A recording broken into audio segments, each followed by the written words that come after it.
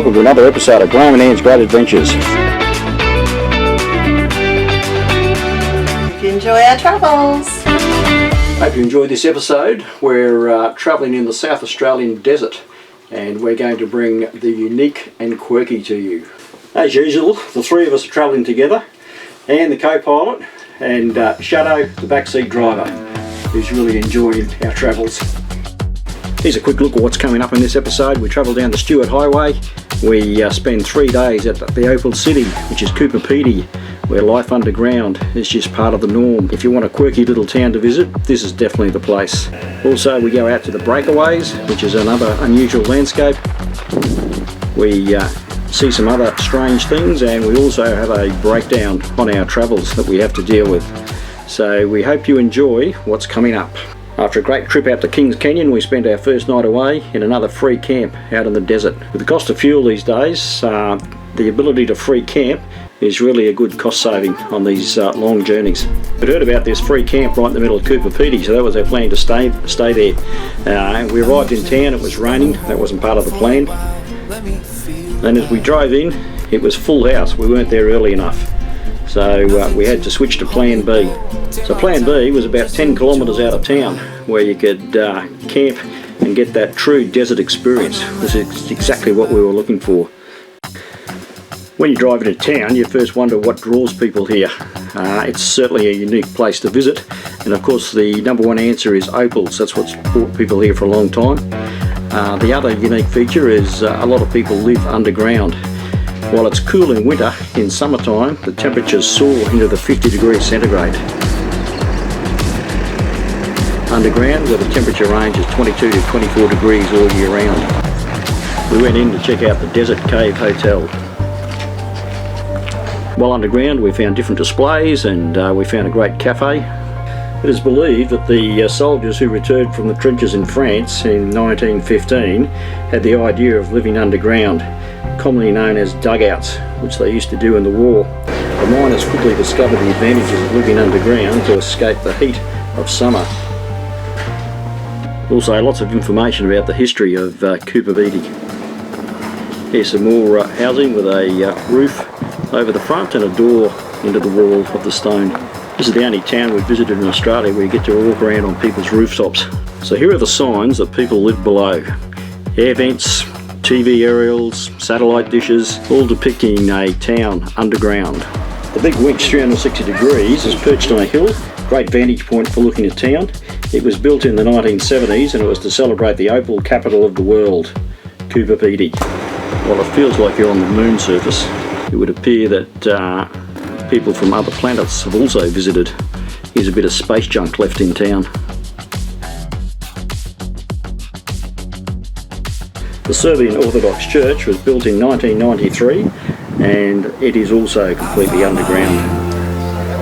I was in the dark against it all, but made it through the day, 'cause I found my way.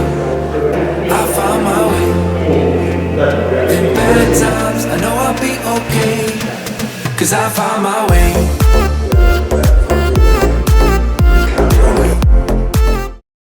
So after a few days, it didn't take us long to pick where the housing estates were. Here's one here, right here.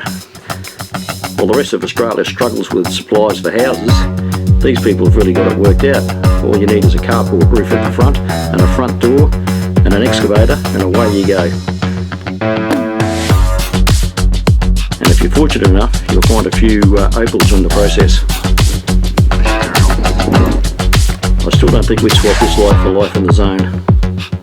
And there's a wind turbine doing what they do most of the time, standing ready.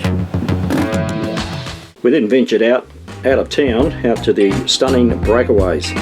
It's a formation that looks very much like the moon again, and it also has the famous dingo fence out here. This backdrop is being used for several film locations. The most famous one probably being Priscilla, Queen of the Desert, in 1994. Shadow seemed fairly impressed with it all. The majestic Breakaways Conservation Park really does look like a painted desert. In some areas you'll feel like you're actually walking on the planet of the moon. And this could be a lunar roving vehicle. And here's the Toyota Moon Cruiser.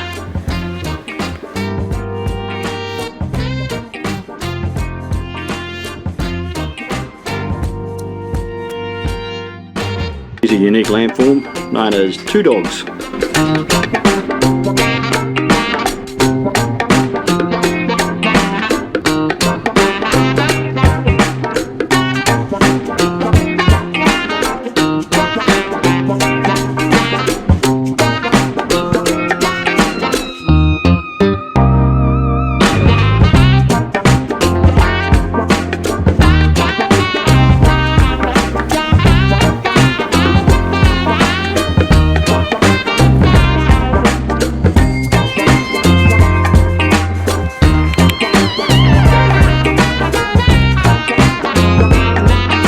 Waste material from the shaft and the drives is just piled up all around town, again making it like a moon surface. And again, our plans to do the Unadata track come unstuck with more unseasonal rain, and caravans are no go. Well, here we are at the Unadata track, or at the beginning of it anyway, and it's been raining for 3 days. So we've been getting advice that it's fairly slippery out there. So again, we might have to wait till a later date. So the Unadata track, it is open to four-wheel drive high clearance vehicles, but we've seen a few people coming through. It's fairly muddy and slippery, and the co-pilot's a bit nervous about venturing on, so we're going to wait for another few days.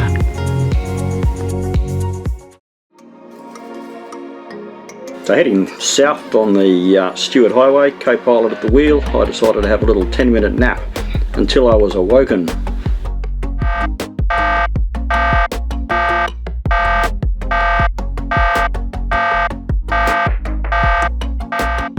We drove on to the next roadhouse.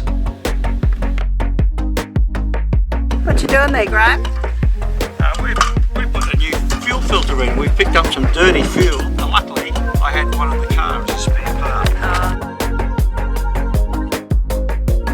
So we're all fixed. One dirty fuel filter replaced. Picked up some bad fuel from somewhere, just where we had a spare in the truck. And an hour later we found a camp just off the highway and got a fire going.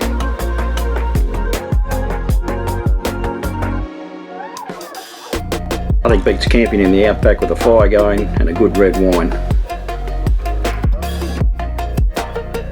And then it was time to hit the road again.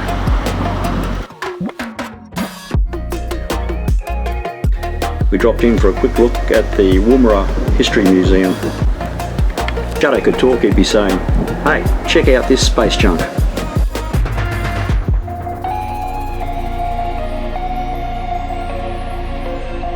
And here comes Shadow, checking it out. Where do I sit?